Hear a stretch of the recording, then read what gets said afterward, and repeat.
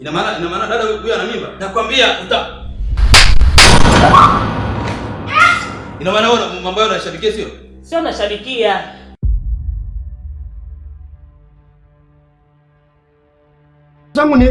Kosa langu ni nini kwa kuuliza familia yangu? Nataka kujua kakaangu kwa wapi? Nataka kujua mimi familia yangu iko wapi? Wewe unafahamu kabisa faraja yangu ni kumuona kakaangu ndani ya nyumba. Mimi unazunguka na vitu vya thamani, kitu gani ambacho mimi nakionea raha kuzunguka sehemu kama hii? Au nakosea mimi kumuuliza kakaangu? Samiri, kwa nini unanipigia makelele hivi? Mimi mwenyewe naumia kutokuwepo kwa kaka yako. Na ndio maana unanikuta kabisa mimi nimekaa hivi kimya. Sio kama mimi napenda. Hii tatizo limetokea kwa mama yako ili kutofautiana tu. Baba, haikuumi roho kwa chochote. Kwa sababu kila siku unazungumza kitu kama hiki lakini unanitazama tu. Na wakati mwingine unatishia hata kunipiga. Hivi nadhani faraja yangu iko wapi? Nawezaje kuishi kama ulimi mdomoni bila kuwa na familia yangu? Lazima nifikirie. Wenzangu wanakuja shuleni na ndugu zao kwenye graduation. Mimi nazunguka peke yangu tu. Mimi na wewe huko ndani. Watu wanajua tunafuga misukule nini? Samiri, mimi sifahamu hilo. Na ndio maana unaona nimnyamaza kimya. Sio kama mimi nafurahi kwa hili jambo. Sawa mwanangu? Sawa baba. Mimi nimekuelewa sana. Lakini vinavyoondoka shuleni, naomba basi nikirudi unieleze ukweli. Hata kama umefariki, basi mimi nijue kabisa naishi peke yangu, sina ndugu.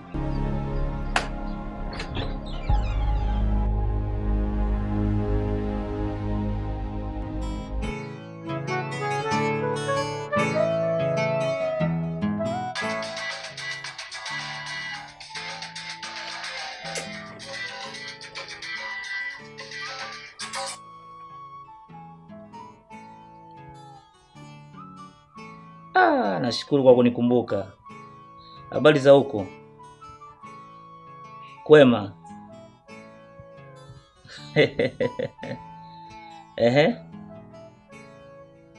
Ala, unarudi tarehe ngapi? Nashukuru kwa taarifa yako. Umenipa taarifa wakati sahihi sana. Asante sana, nitakutayarishia zawadi kubwa sana mwana. Karibu kwetu. Karibu sana. Asante.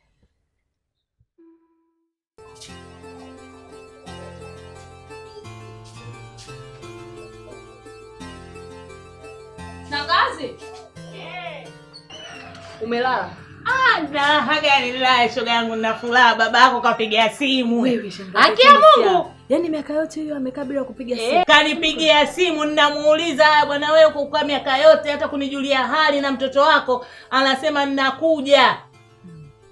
Mimi hata siamini. Namba za nje mimi nazijua, leta nione. Fahimu. Kweli, kwa kasema anakuja. Anakuja.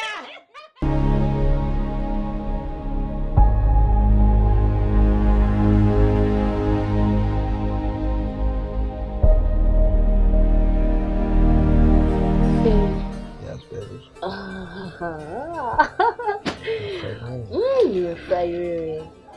Shangazi amepigiwa simu na baba. Alafu baba akamwambia anakuja. Tafurahi sana pia. Je, mimi? Yaani tafurahi nikimuona, sijui yani sielewi mwenyewe. Na mimi maisha yatabadilika kwa kiwango kikubwa. Hapo ndo mimi nitakuwa na sababu yangu unavyovaa, wapita umevaka, mpita umeenda hivi, umpendeza hivi, waanza kunipa mimi roho juu sasa. Amna bwana, sio juu. Ila maisha tu yatabadilika kivyo vyote vile. Haijalishi kama atakuwa na hela ama atakuwa na pesa, kwa sababu baba atakuwa ameingia, mzazi atakuwa amefika nyumbani.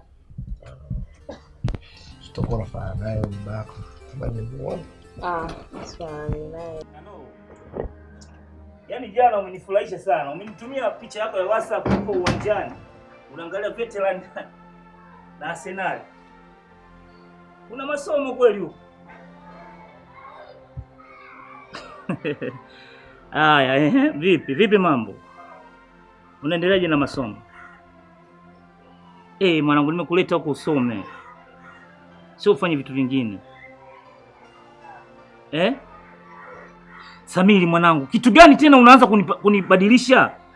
Si nilishakwambia kwamba kaka yako ukirudi utamkuta. Mimi niko kwenye harakati ya kumfuatilia kaka yako mpaka sasa hivi. Nitashindwaje kama we mwanangu na yule ni mwanangu? Lazima nihakikishe kwamba imefanikiwa mambo ambayo wewe unahitaji.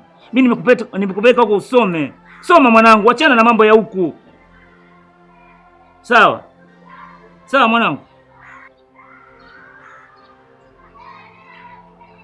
Samiri, mbona bado unalisikia hilo jambo? Liko ndani ya uwezo wangu mimi. Usijali mwanangu, mimi na fight. Utaporudi mwanangu utamkuta kaka yako. Wala usio na wasiwasi. Mimi nakuombea masomo mema. Sawa Hai.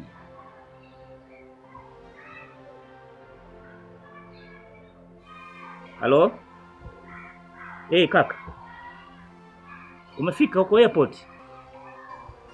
Sawa kaka. Mimi niko nyumbani lakini naomba unipe muda kidogo nikufuate. Sababu hapa kwetu kuna jam sana, foleni nyingi. Sawa kaka. Tatizo.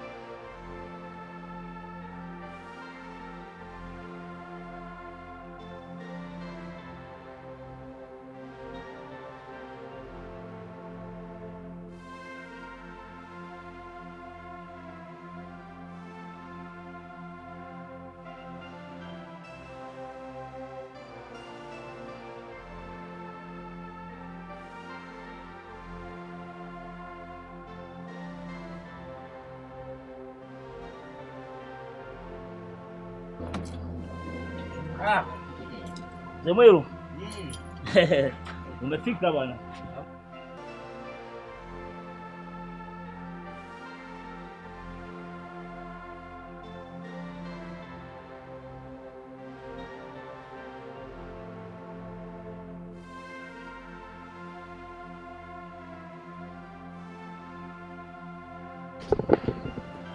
Zemwelo. Teremka basi. Ushafika. Ndugu yangu hapa na nyumbani kwako sasa. Bwana nikajua muda gani bwana? Bwana ndugu yangu. Nimeingia bongo tena. Bwana wewe uko kwetu sasa. Aisee, unapendeza. Yaani siamini. Unapendeza sana. Unapendeza sana. Siamini ndugu yangu. Karibu. Sasa. Wewe si mchezo. Si mchezo. Mimi nashukuru sana. Bwana hebu kwanza kaa hapa. Bwana asante sana. Nyumbani ni kwa peke yangu hapa. Bwana niambie. Safi. Habari za huko? Bwana nashukuru mama. Wewe nipige begi ndani. Bwana hamna tabu. Say.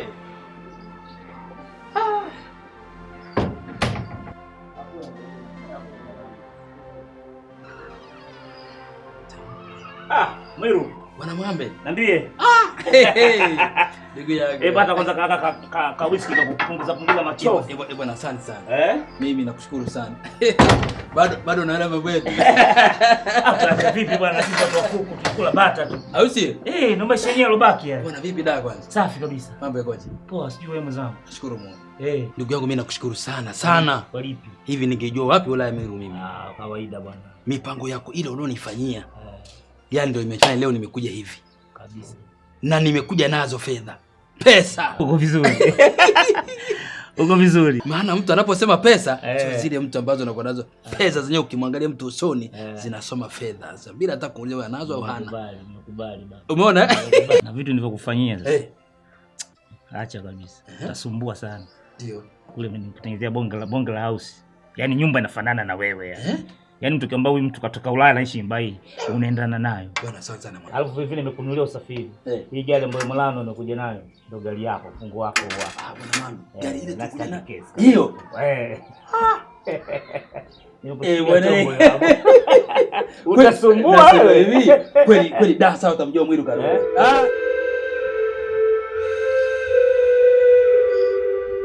Kichwa. Pole.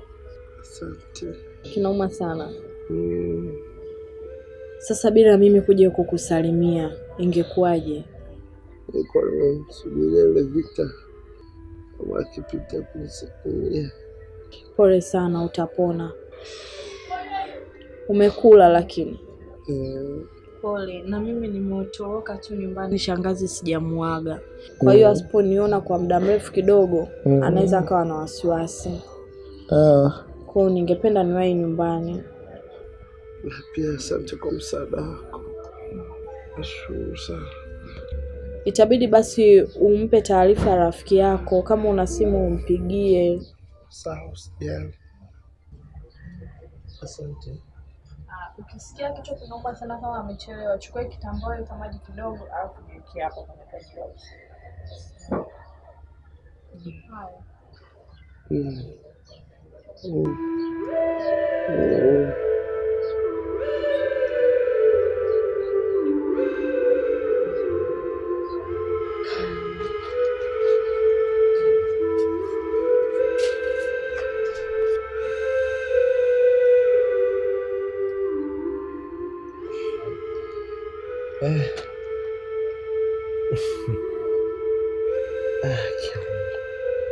Basa. Mwenye hapa shika. Pole. Cheki na umma na mimi kajilegeza tunauma. Nauma. Na mtoto mikono.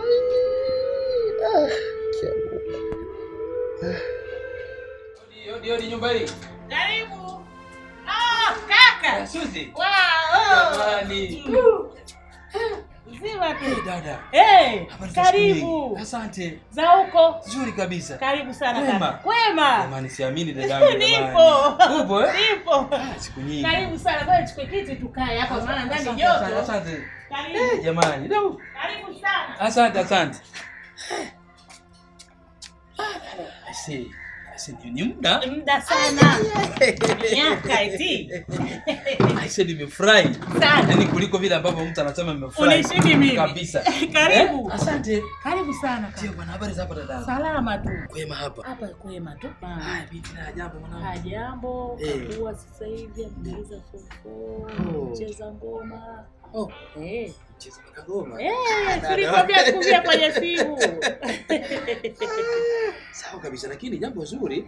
Bana kesha kwa binti sasa. Mimi na desturi lazima tupitishe. Muda mwingi sana. Sana. Basi mimi nashukuru sana. Lakini nafikiri yale yote ambayo yalikusibu, yalikuumiza, yalikupa wakati mgumu kwa sababu nilikuacha mtoto yule, yote haya sahau. Ndio. Yasahau kabisa kwa sababu mimi ndio nilikuwa naambia kipindi kile. Sio huyu. Sana. Nimekuja kivingine kweli. Mungu amejali niko vizuri. Sawa. Kabisa.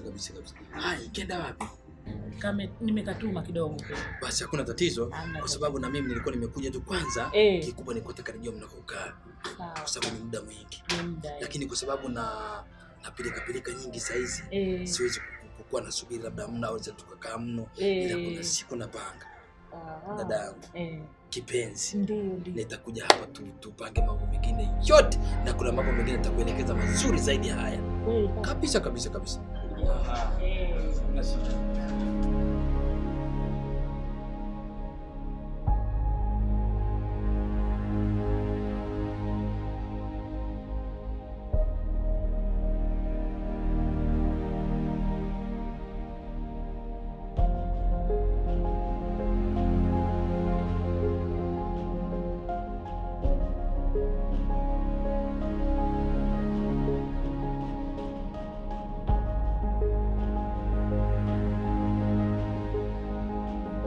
Nipitie mengi, nipitie makubwa, lakini mdogo wangu nimekuja.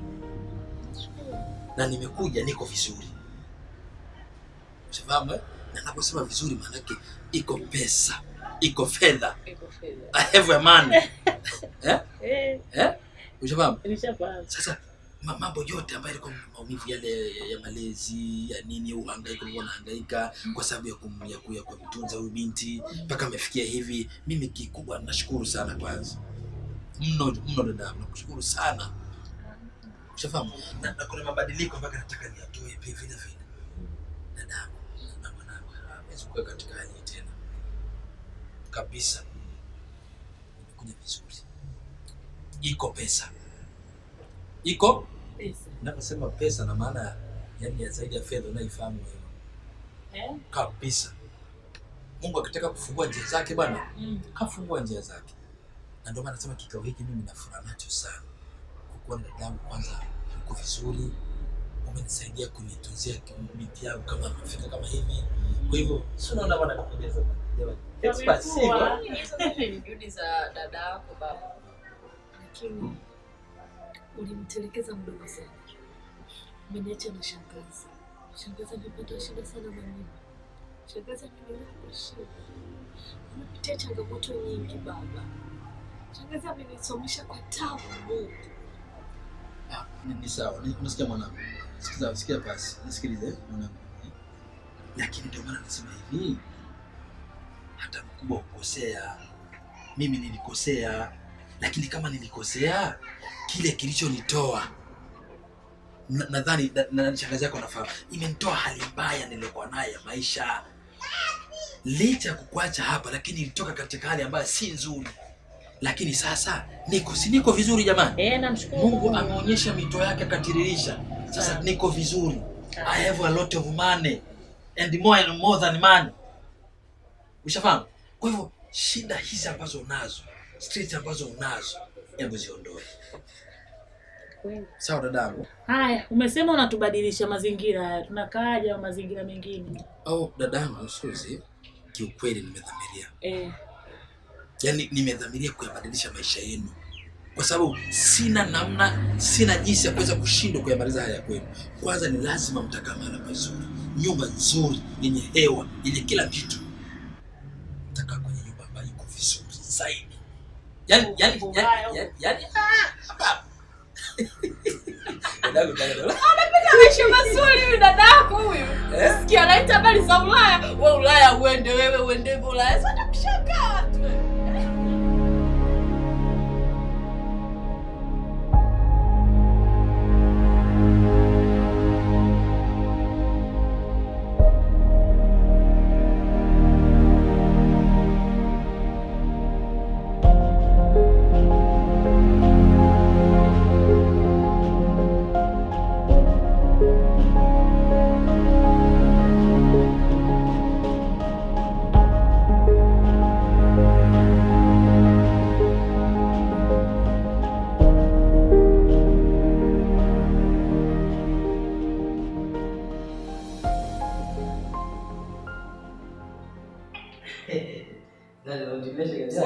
Shangazi. Unamchukulia shangazi yako kwa mbali?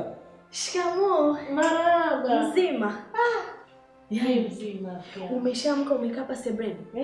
Mwenzangu, nusu nipote huko. Maana njia ni nyingi, mara kona huku, mara huku. Bahati nzuri singakutana na baba.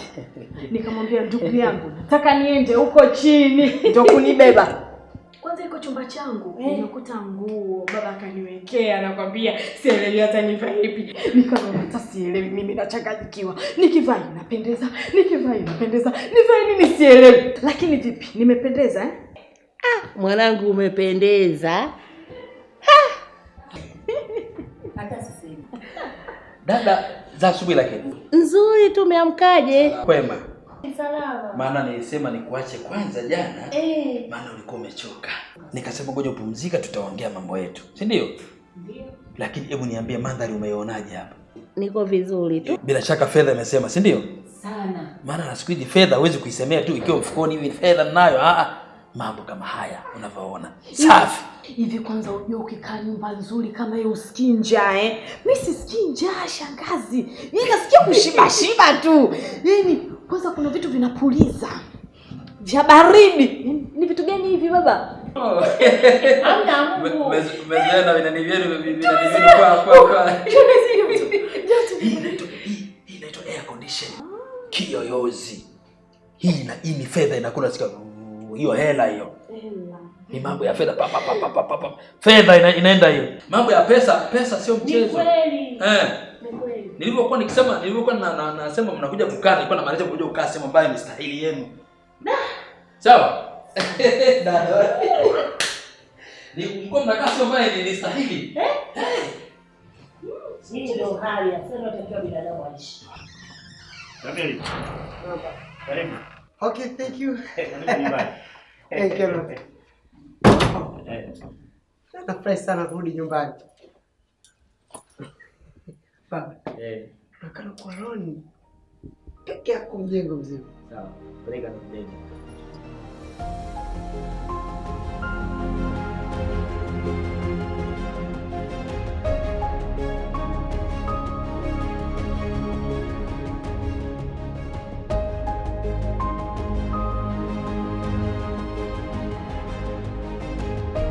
Karibu sana. Asante sana. Maana ndugu yangu nikasema nimekuita kusudi kabisa uje upajue hapa nyumbani. Sawa. Maana toko ulivyokuja uko pale hujaja kupajua bado nyumbani. Ndio. Kwa hivyo bwana, karibu sana, jisikie huru, hapa ndo nyumbani bwana. Asante sana. Kiukweli umejitahidi sana. Babako bwana ndio amefanya mambo yote unavyoona haya. Na kitu kimoja baba yako namsifu sana. Sawa. Katika watu waaminifu duniani, mimi nasema babako ni mwaminifu sana. Hata ile senti sijaona iumbe iende mahala. Sawa. Vitu vyote kafanya sawa, nyumba hii kaweka iko sawa, gari kama vile amenunulia. Yaani ukweli mtu ambaye unamtumia fedha wewe huko unatuma tu na ukaje kukuta kila kitu kiko sawa. Mtu huyo mheshimu sana. Na mimi namheshimu mno sana. Kabisa. Naweza kusema kwamba mzee, namshukuru Mungu. Unajua siku zote mwanadamu unataka kuishinda tamaa. Kweli. Ukishinda tamaa utaweza kuishi na watu tofauti. Kabisa. Na ndio maana pesa kwake sio kitu ambacho mtoa roho. Na ndio maana Bwana Samiri nakwambia, mimi baba yangu mzazi alikuwa akinihusia mambo mawili mno. Sawa. Akaniambia, mwanangu, ili uishi maisha yenye furaha na amani na upate umri mrefu, mambo mawili usiyaguse. Kabisa, achana navyo. Kitu cha mtu usile. Usimdhulumu mtu. Usiyokala fedha ambayo sio ya kwako. Ukapora, ukafanyaje, kifo kiko kisogoni. Karibu sana. Haraka utaondoka. Angalia mazingira ya watu wanaoiba. Utasikia mtu kachoma moto, kafanyaje, haraka tumeshaondoka. Lakini jambo lingine la pili kaniambia, mwanangu, mke wa mtu acha. Hiyo unaosemaga siyo mke wa mtu sumu nini? Ni sumu kweli kabisa, watakuua. Acha. Kwa nini? Kwa sababu ni hatari. Mambo haya mawili hatari mno. Achana nayo kabisa. Sawa. Kwa hiyo vitu hivi vina ukweli wa namna yake. Na ndio maana nikasema baba yako katika mtu ambaye amefanya mambo ya maana kwangu mimi na namheshimu mpaka kesho, ni kwa sababu ya mambo kama haya. Lakini naona kidogo nje bado hamjamaliza vizuri. Okay, nje bwana bajeti yake iko tayari. Nje kote uko na finishing ambayo tokea nifanye, fundi yuko tayari. Nafikiri tulikuwa nimekwama mambo yake fulani binafsi, lakini kwangu mimi kila kitu kiko sawa. Atakuja kurekebisha, usiogope. Sana. Basi. Njoo mwanangu. Kwa hivyo kule nje wala hapana, kila kitu chake kiko tayari, kiko sawa. Nikumalizie tu, utafanya feeling mafundi wangu wote kule. Safi tu, hamna tataba lani.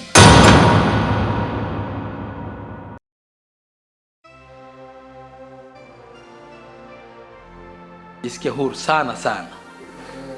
Shikamoo baba. Oh, karibu. Wewe Samiri. Mambo? Haskaria?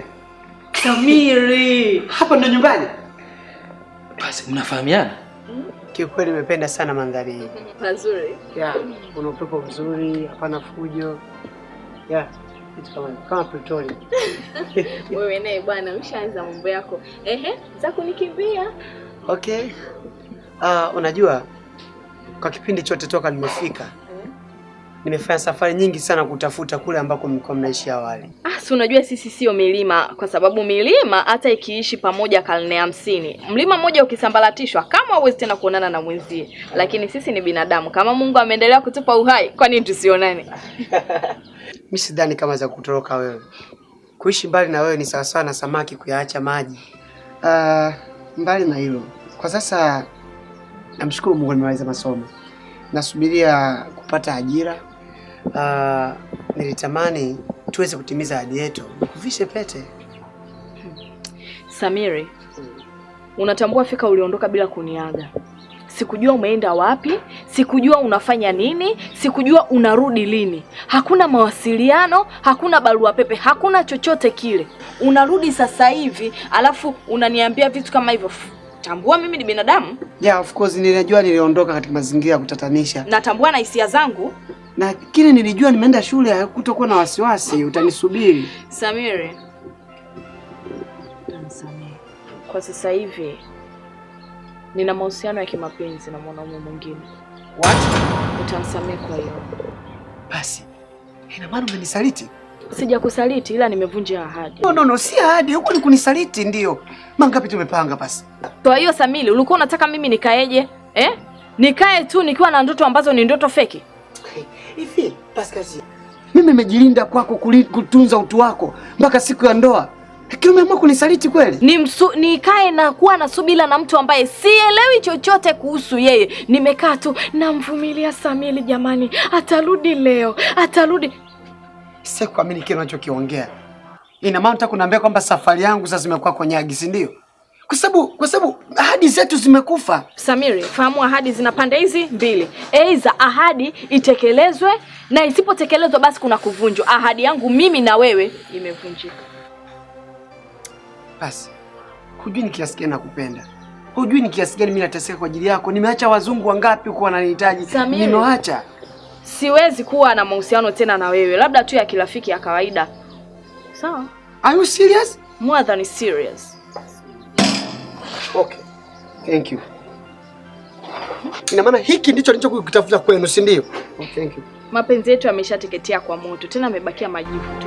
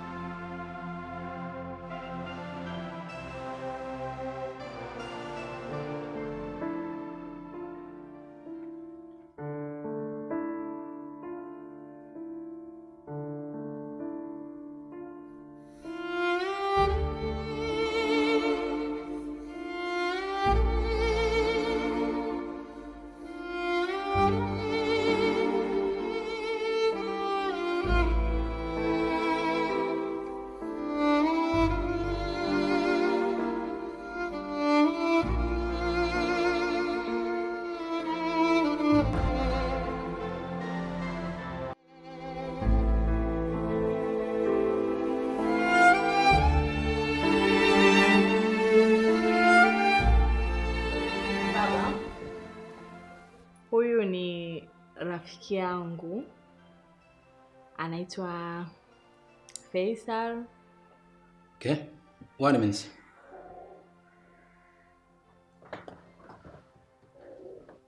Namu inchini yangu. Habari za toka juzi. Ndio. Nilikuwa nikiuliza zile shilingi milioni 300. Sijui kama mmeshazipeleka benki tayari.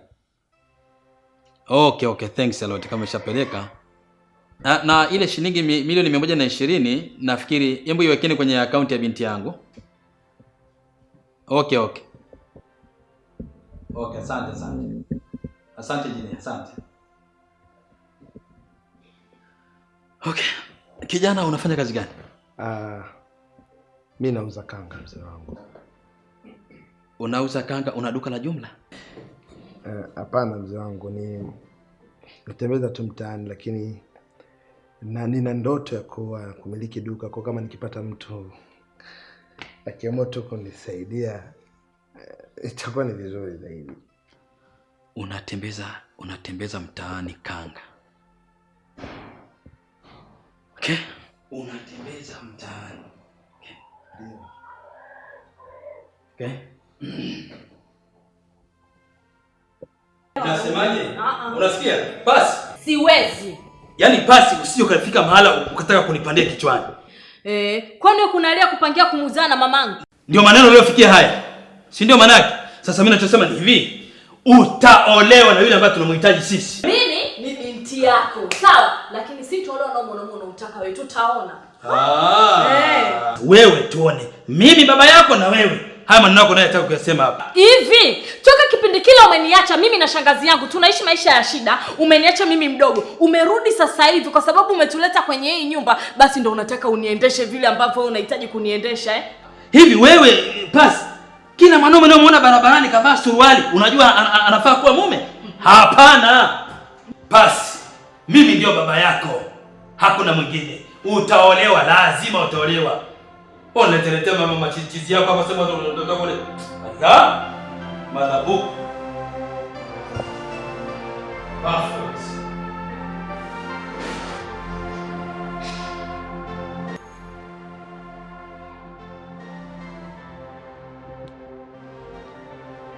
Ndio wangu wote kule.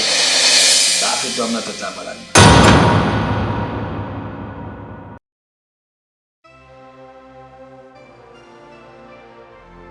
Jisikia huru sana. Shikamoo baba. Oh, karibu. Wewe Samiri.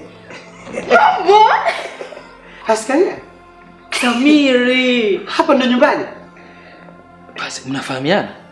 Kiukweli nimependa sana mandhari hii. Pazuri. Kuna upepo mzuri, hapana fujo. Kitu kama Pretoria. Wewe naye bwana ushaanza mambo yako. Za kunikimbia. Okay. Unajua kwa kipindi chote toka nimefika nimefanya safari nyingi sana kutafuta kule ambako mlikuwa mnaishi awali. Si unajua sisi sio milima, kwa sababu milima hata ikiishi pamoja karne 50, mlima mmoja ukisambaratishwa kama hauwezi tena kuonana na mwenzie. Lakini sisi ni binadamu, kama Mungu ameendelea kutupa uhai, kwa nini tusionane? Mimi sidhani kama za kutoroka wewe. Kuishi mbali na wewe ni sawa sawa na samaki kuyaacha maji. Mbali na hilo, kwa sasa namshukuru Mungu nimeweza masomo. Nasubiria kupata ajira. Nilitamani tuweze kutimiza ahadi yetu, kuvishe pete. Samiri, unatambua fika uliondoka bila kuniaga. Sikujua umeenda wapi, sikujua unafanya nini, sikujua unarudi lini. Hakuna mawasiliano, hakuna barua pepe, hakuna chochote kile. Unarudi sasa hivi, alafu unaniambia vitu kama hivyo. Tambua mimi ni binadamu. Of course nilijua niliondoka katika mazingira ya kutatanisha. Natambua na hisia zangu. Na kile nilijua nimeenda shule hakutokuwa na wasiwasi, utanisubiri. Samiri. Kwa sasa hivi nina mahusiano ya kimapenzi na mwanaume mwingine. What? Utamsamehe kwa hiyo. Basi. Ina maana umenisaliti? Sijakusaliti ila nimevunja ahadi. No, si ahadi, huko ni kunisaliti ndio. Mangapi tumepanga basi? Kwa hiyo Samili, ulikuwa unataka mimi nikaeje? Nikae tu nikiwa na ndoto ambazo ni ndoto feki? Hivi, Paskazi. Mimi nimejilinda kwako kutunza utu wako mpaka siku ya ndoa. Lakini umeamua kunisaliti kweli? Nikae na kuwa na subira na mtu ambaye sielewi chochote kuhusu yeye. Nimekaa tu namvumilia Samili jamani. Atarudi leo, atarudi. Sikuamini kile unachokiongea. Ina maana unataka kuniambia kwamba safari yangu sasa imekuwa konyagi, si ndio? Kwa sababu ahadi zetu zimekufa. Samiri, fahamu ahadi zina pande hizi mbili. Aidha ahadi itekelezwe na isipotekelezwa basi kuna kuvunjwa. Ahadi yangu mimi na wewe imevunjika. Basi, hujui ni kiasi gani nakupenda. Hujui ni kiasi gani mimi nateseka kwa ajili yako. Nimeacha wazungu wangapi huko wananihitaji. Nimeacha. Siwezi kuwa na mahusiano tena na wewe. Labda tu ya kirafiki ya kawaida. Sawa? Are you serious? More than serious. Okay. Thank you. Ina maana hiki ndicho nilichokutafuta kwenu, si ndio? Oh, thank you. Mapenzi yetu yameshateketea kwa moto. Tena yamebakia majivu tu.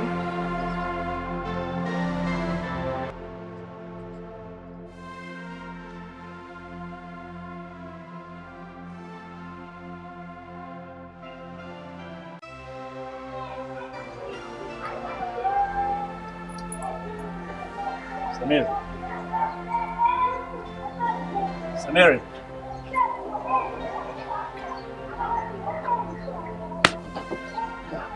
Shikamoo. Vipi mwanangu? Mbona uko bored sana? Iko sawa. Uko okay, yani uko okay wakati uko comfortable na kuona kabisa una mawazo. Sio kuzoea hivi. Niambie kitu gani kinakusumbua?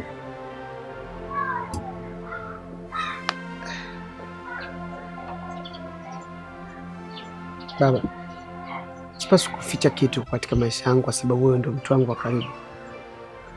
Na ni kweli toka nimerudi nakuwa ukiniona siko sawa kabisa. Unajua yote haya ni kwa sababu ya Paskazia. Paskazia? Unamaanisha nini? Baba, mimi ni mwanadamu na hisia pia. Awali sikujua kabisa kwamba hisia zinaweza kutesa kiasi kwamba ukashindwa kufanya chochote unachokifanya. Paskazia ni mwanamke ambaye alinipa changamoto sana kipindi nasoma, ili niweze kufanya mambo makubwa kwa ajili ya kutengeneza maisha yetu ya kesho. Kifupi ni mpenzi wangu. Nilipanga naye ahadi nyingi sana kipindi nasoma. Yaani kipindi niliporudi, huwezi kuamini, Paskazia amebadilika, amekuwa sawa na kibiriti umechotupia kwenye mafuta ya taa. Sasa ahadi zetu zote zimepotea. Kifupi amenisaliti. Samir, wewe Paskazia anakaa wapi? Au anaishi wapi? Mimi ni baba yako ambao nina uwezo wa kufanya jambo lolote lile ambalo linawezekana. Na uwezo huo ninao. Sidhani kama utakuwa mfano. Kwani ni mtoto wa rafiki yako mpenzi. Rafiki yangu gani? Mimi na marafiki wengi. Rafiki yako uliyomnunulia Morano juzi. Unaniambia Mzee Mweru? Sasa hilo ndio jambo ambalo mwanangu unapata shida sana mpaka unakuwa huko vizuri. Jambo ambalo linawezekana. Kwa sababu Mzee Mweru ndo mimi ndo Mzee Mweru. Kama mtoto wa Mzee Mweru ambao wewe ndo unamhitaji, basi inawezekana tukuwepo katika familia yetu. Mzee Mweru ni rafiki yangu. Kama wewe ni mtoto wake, na wewe utakuwa mke wako, basi udugu utakuwa unaongezeka. Hilo sio jambo la kufanya mwanangu, yani ukae shingo upande, upati raha, kwa sababu wewe ndo mwanangu ambao mimi nakutegemea sasa hivi. Yani unapokosa raha wewe, mimi napata shida sana. Lazima ulielewe hilo. Kwa sababu wewe ndio jembe langu mimi sasa hivi. Kwa hivyo vitu ondoa wasiwasi kabisa. Mimi baba yako nina uwezo wa kufanya kila kitu kwako. Baba, maneno yako ni sawa na mtu aliyemwaga miswala msikitini. Kisha mimi nifariji sana. Kiukweli sikujua kama utanipokea hivi kwa sababu wazee wengi hasa unapomweleza vitu kama hivi huwa wanabadilika. Tena kwa rafiki yako wa karibu. Nadhani ungeweza kuniconvince nimuite dada yangu yule. Lakini kiukweli nampenda sana wewe mwanamke. Ili jambo dogo na litawezekana. Mimi wewe ni mtoto wangu pekee wa kiume ambao nakukubali sana. Endelea kwa hapa. Okay, thank you. Sasa nikwambie kitu? Unatoka? Niko nataka nicheki gari kwa sababu siwezi kutoka nayo ndio. Nataka nikuandae chakula unachokipenda. Sikwambii chakula gani. Thank you. Poa.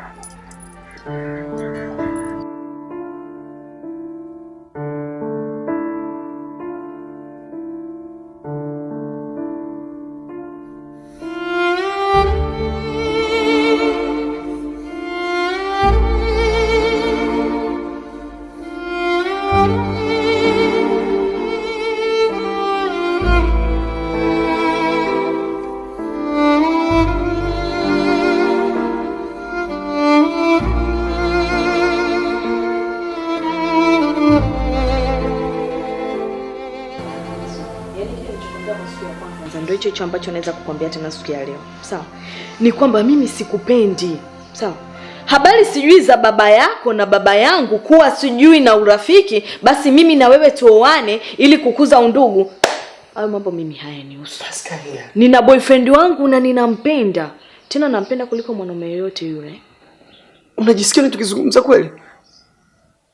How do you think? You don't know how much I love you. Ndio maana unazungumza tu muda wote uhisi kama unachoma misumari ndani ya kifua changu. Basi nakupenda. Na hii ni ahadi yangu mimi na wewe toka mwanzo. Ziko hapa ahadi zetu. Sikia, mimi niko tayari kwa chochote. Najua huyo boyfriend wako sijui vitu gani, mmeshafanya cost nyingi sana kuishi naye. Mmepanga program nyingi, lakini mimi niko tayari kumrudishia pesa kwa chochote anachokihitaji. Wewe mbona uelewe? Ukiambiwa kitu huwezi kuelewa, si ndio? Mimi wewe sikupendi. Alafu mwenzako sijali moyo wako vile unavyojisikia. Hayo maumivu yako mimi hayanihusu. Mimi nachoangalia ni moyo wangu unahitaji nini nifanye. Umenielewa vizuri eh? Kwa hiyo siwezi kufurahisha nafsi ya mtu mwingine eti nafsi yangu mimi kasononeka. We. Sikiliza. Moyo wangu unamhitaji boyfriend wangu Faisal na sio wewe, sikupendi. Uelewi? Kaa hapo, njia kwenu unaijua. Ukichoka utoni. Hebu niache bwana.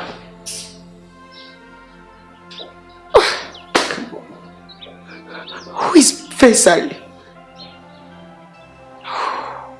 Iko wapi thamani yangu? Kwa nini? Kwa nini?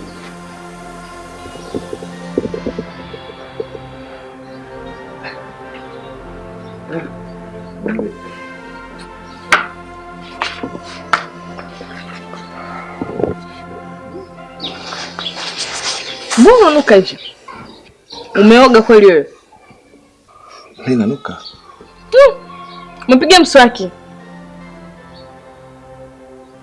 Mbona kinywa chako kinatema namna hiyo? Unajua unakosea sana. Unazunguka kwenye jua huko alafu uoge alafu unakuja hapa. Hivi unajua nyumba yetu sasa hivi ni ya kistaarabu sana. Inabidi ukija hapa uje umekuwa umeoga. Yaani unanuka, umekuja mchafu. Ona miguu yako. Ona. Kweli hivi umeoga hivi. Unatema kama ng'onda. Unamjua ng'onda? Ng'onda anavonuka vile ng'onda anavonuka. Ndio wewe jinsi ambavyo unanuka. Yaani unatoa harufu. Kaoge basi afu utakuja. Hakikisha umeoga vizuri, umepaka mafuta yananukia vizuri, ndio unakuja hapa tunaanza kuongea, sawa? Mimi siwezi kuongea na watu wanaonuka wachafu kama wewe. Miguu yako hivyo kweli hivyo umeoga. Basi. Leo kuniambia mimi nanuka, sio?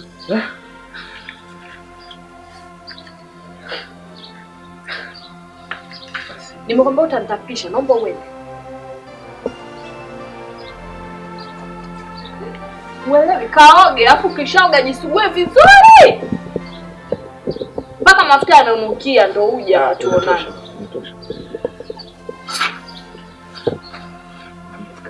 Kwa jisikia, uamini.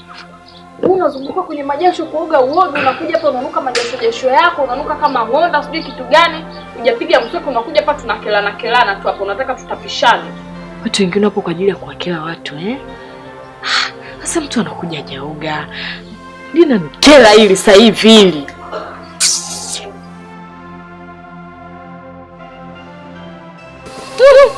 Mpiga mswaki. Mbona kinywa chako kinatema na nini? Unajua unakosea sana. Unazunguka kwenye jua huko alafu uoge alafu unakuja hapa. Hivi unajua nyumba yetu sasa ni ya kistaarabu sana. Inabidi ukija hapa uje umekuwa umeoga. Nanuka mimi. Nuka. Unatema kama unamjua ng'onda? Ng'onda anavonuka ng'onda anavonuka. Ndio wewe jinsi ambavyo unanuka. Yaani unatoa harufu. Kaoge basi afu utakuja. Hakikisha umeoga vizuri, umepaka mafuta yananukia vizuri, ndio unakuja hapa tunaanza kuongea, sawa? Sisi kuongea na watu wachafu kama wewe. Miguu yako hivyo kweli umeoga. Mimi siwezi kunuka. Hawezi kuniambia mimi nanuka basi. Nanuka. Leo mimi nanuka. Faisal leo mimi nanuka. Kama mimi.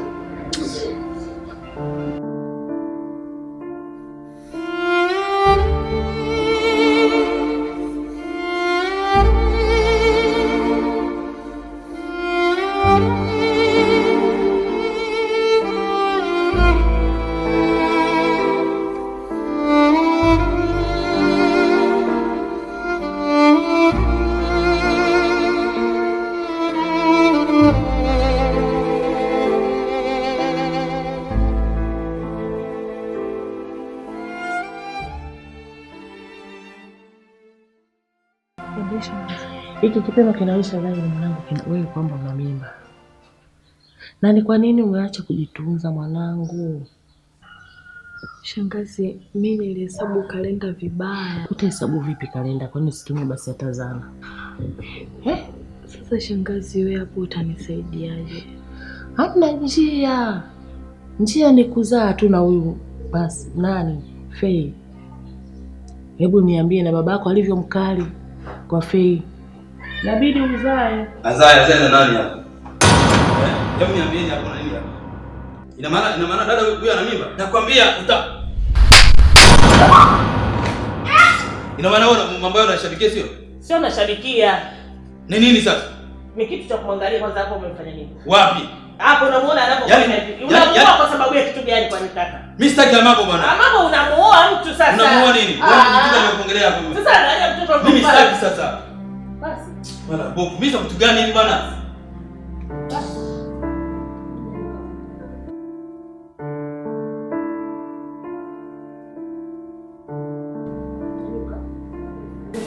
Mama, mgonjwa wako uliyemleta vipimo vinaonyesha kwamba alikuwa na ujauzito, lakini sasa katika vipimo kumpima inaonekana kama mimba yake imeharibika kutokana sio na ajali aliyoipata, sio alipata mshtuko, sio kuna kitu ambacho kimgonga ndani ya tumbo lake, mimba yake ndo ikapelekea mpaka kuharibika. Yeye mwenyewe mzima? Yeye ni mzima, afya yake inaenda vizuri na sasa ndio amepumzika, lakini afya yake ni nzuri. Lakini kwa sababu ya jitihada mlioifanya ya kumwacha mapema, ingehataisha afya yake hata mwenyewe angepotea. Niko vizuri. Niko vizuri. Naweza kumuona? Yeah.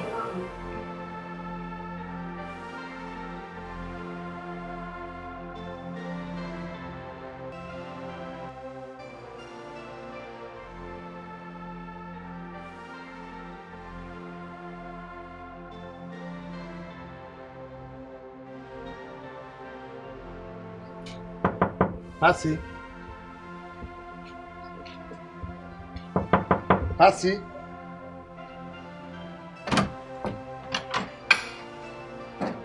Shikamoo. Shikamoo. Marhaba, unasemaje kijana? Pasi nimemkuta. Pasi hayupo. Na wala hahitaji hata kukuona. Na hata mimi mwenyewe sihitaji nikuone hapa. Kabisa. Tukumeni. Yaani hataki si kukuona tu na usifike kabisa hapa. Na ukifika nitakutimulia mbali. Basi takumeni. Ndio. Una faida gani? Na ukija kwetu nitakufungulia mbwa ikutimua hapa. Afadhali sio kama jana. Tumbo aliumi. Dokta anasema ujauzito umetoka. Waliniambia toka jana walipokuwa wananisafisha. Shangazi. Hivi kwa nini baba kanifanyia hivi? Sijali hayo. Au maskini astahili kupendwa? Hapana mwanangu, wala usifikirie hivyo.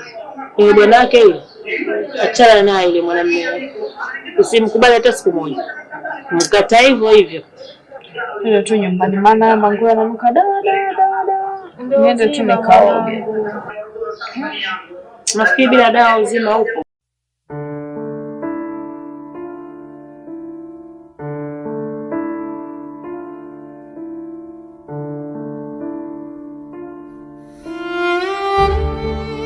Umefanyia surprise kubwa sana.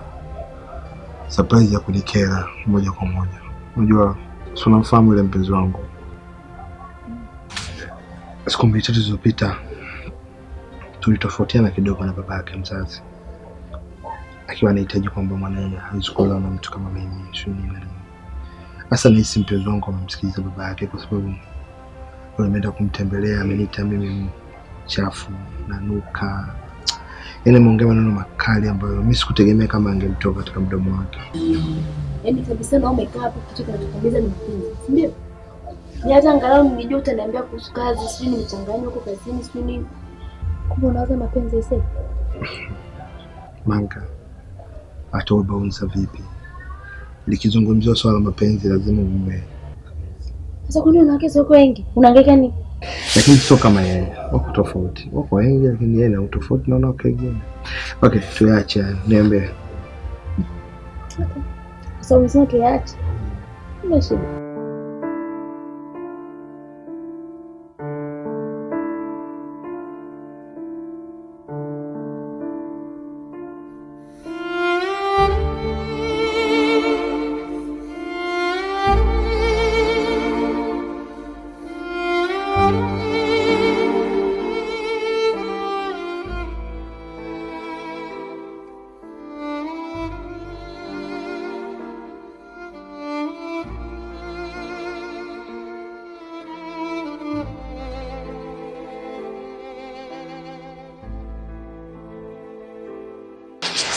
Mbona unanuka hivyo? Umeoga kweli wewe? Mimi nanuka. Umepiga mswaki. Mbona kinywa chako kinatema namna hiyo?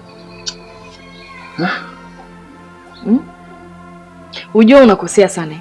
Unazunguka kwenye jua huko alafu uoge alafu unakuja hapa. Hivi unajua nyumba yetu sasa hivi ni ya kistaarabu sana. Inabidi ukija hapa uje umekuwa umeoga. Yaani unanuka, umekuja mchafu. Ona miguu yako. Ona. Kweli hivi umeoga hivi. Unatema kama ng'onda. Unamjua ng'onda? Ng'onda anavonuka vile ng'onda anavonuka. Ndio wewe jinsi ambavyo unanuka. Yaani unatoa harufu. Kaoge basi afu utakuja. Hakikisha umeoga vizuri, umepaka mafuta yananukia vizuri, ndio unakuja hapa tunaanza kuongea, sawa? Mimi siwezi kuongea na watu wanaonuka wachafu kama wewe. Miguu yako hivyo kweli hivyo umeoga. Basi. Leo kunaenda mimi nanuka sio?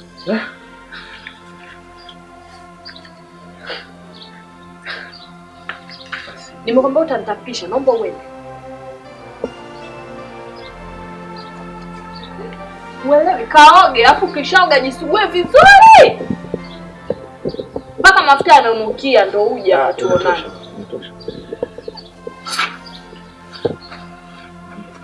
Kwa jisikia uamini. Unazunguka kwenye majasho kuoga uoge, unakuja hapa unanuka majasho yako, unanuka kama ng'onda sijui kitu gani. Hujapiga mswaki unakuja hapa tunakelana tu hapo, unataka tutapishane. Watu wengine hapo kwa ajili ya kuwakela watu Sasa mtu anakuja hajaoga. Nina nikela hili sasa hivi hili.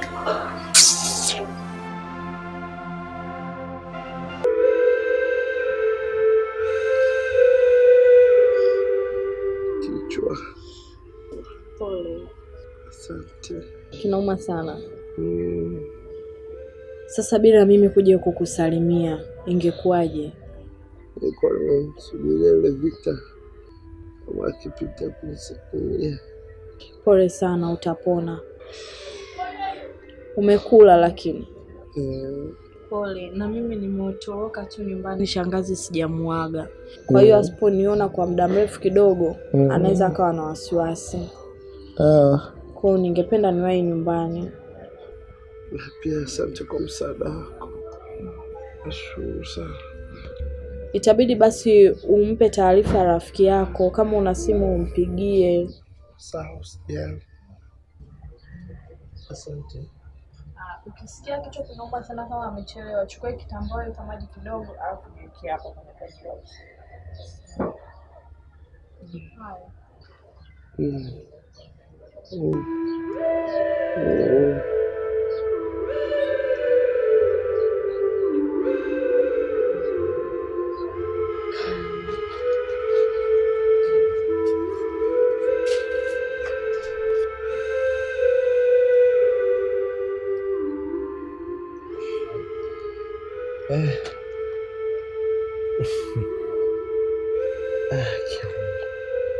Basa. Mwenye hapa shika. Pole. Cheki na umu na mimi kajilegeza tunauma. Naumu. Na mtoto mikono.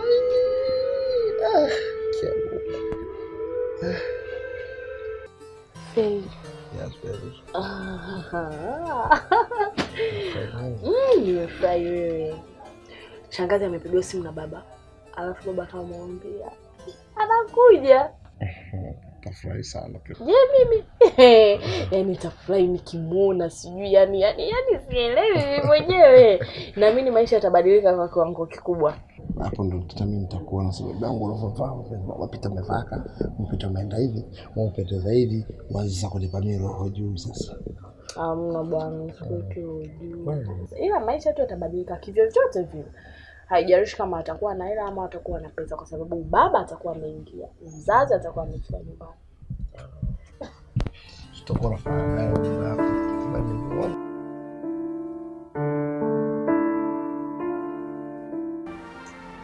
Pasi vipi? Mbona unaonekana una stress fulani namna gani? Hivi baba, ina maana toka nimelazwa Faisal hajawahi kuja hapa nyumbani? Faisal? Pasi. Pasi.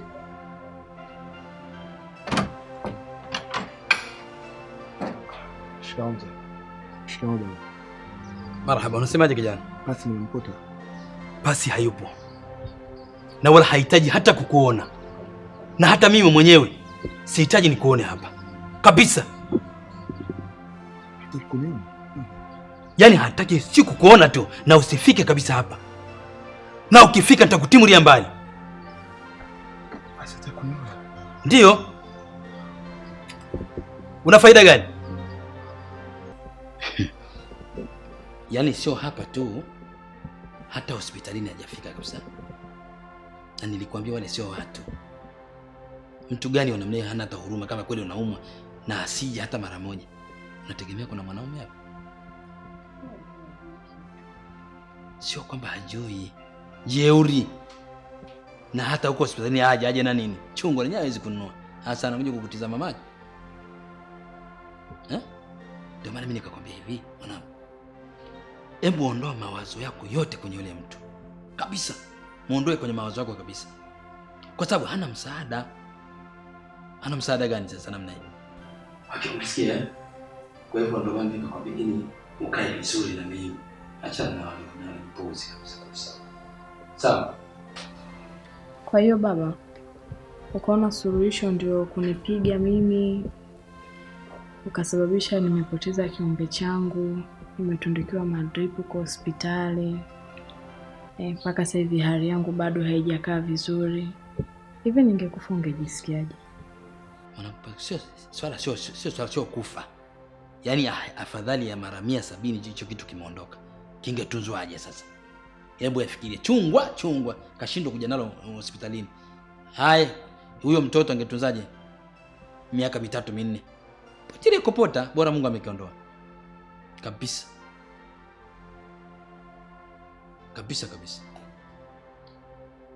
Kwa sababu hana, na mimi nilikwambia hivi, ili ukae vizuri. Hebu watu wanamnai watoe kabisa kwenye mawazo yako. Huwezi kukaa na mwanaume kama yule. Ndio maana yake sasa kama mtoto anakuwa na kiburi, kwa nini sifanye hivyo? Nilifanya vile kwa sababu ya ghadhabu. Kile ninachokuelekeza si hivi unataka kufanya. Shangazi, kwa unaniambia kwamba nikimuomba Faisal msamaha na kumwambia kilichonifanya nimchukie ni mimba, atanielewa? Sana atakuelewa kwa sababu yule ni binadamu. Na ujauzito ndio ulivyo. Ukiwa na ujauzito ukikataa, basi unaweza ukamchukia mtu sana. Wengine huaga wanatengana kabisa. Kwa hiyo sasa hivi ni wakati wako wa kumtafuta ukamwomba msamaha. Kwa shangazi, mtu ukiwa na mimba unamchukia mtu sana. Sijui atakuwa anaishi maisha gani sasa hivi. Sijui. Unatoka siku zile mfukuze ndio kurudi tena na babako akufukuze. Taongea naye. Kama bado ana upendo wa dhati kwangu, atanielewa.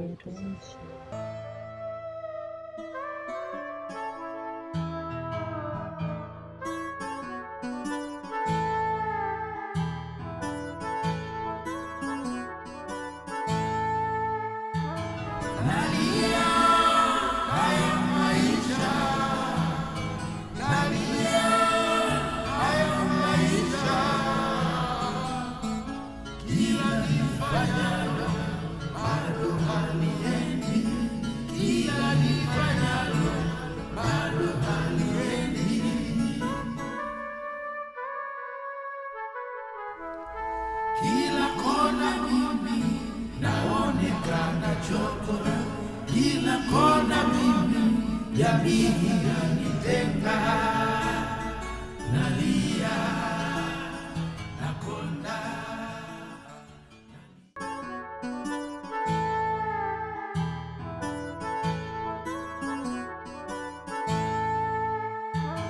Nalia haya maisha, nalia haya maisha,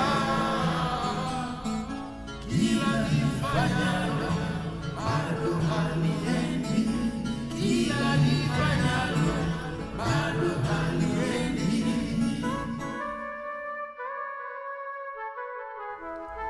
Kila kona mimi naonekana chokora, kila kona mimi jamii